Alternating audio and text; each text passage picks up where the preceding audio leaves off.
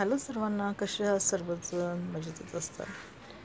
बघा, आता मराठी बिग बॉसमध्ये ना रितेश देशमुख, ती मिकी का निकी कोण आहे काय माहिती, तिच्याशी बोलतात हे.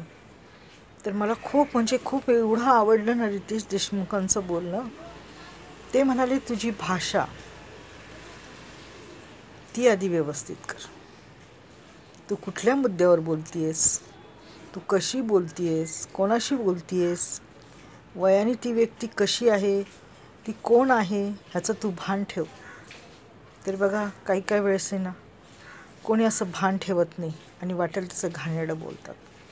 तर असो ती त्यांची त्यांनी घेतलेली ती म्हणजे त्यांना दानात मिळाले ते घाणेरडी गोष्ट आहे की कोणाला कसंही बोलायचं, नाही का.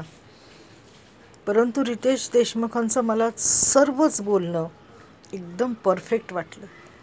की तुम्ही तुमच्या ऑफिसमधल्या लोकांना असंच सरांना, जर तुमचा हेड असेल, कोणी असेल तुमचा, तर तुम्ही लगेच उठून त्याच्या थोबाडीत लगावता.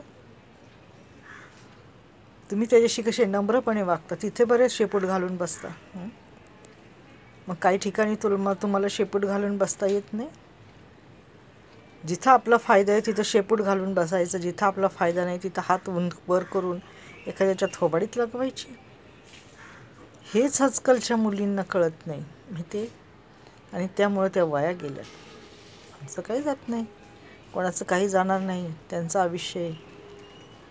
ते असंच कचऱ्यात घालवणार का त्या, घाणेरडं बोलून, घाणेरडं वागून. हेच मला सांगायचं होतं. तुम्ही बिग बॉस बघताय ना, तर रितेश देशमुखांचं बोलणं पण ऐका. आणि ते काय बोलतात, कसे बोलतात आणि कसे मुद्देसूद बोलतात, हे मला खूप आवडलं त्यांचं.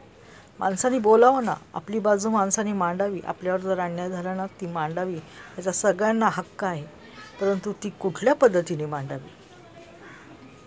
एखाद्याचा अपमान करून, एखाद्याला घाणेरडं बोलून, एखाद्याला मारून हाणून ह्याने प्रश्न सुटत नसतात. प्रश्न आणखीन गंभीर होतात आणि लोक तुम्हाला कचऱ्यात टाकून देतात. धन्यवाद.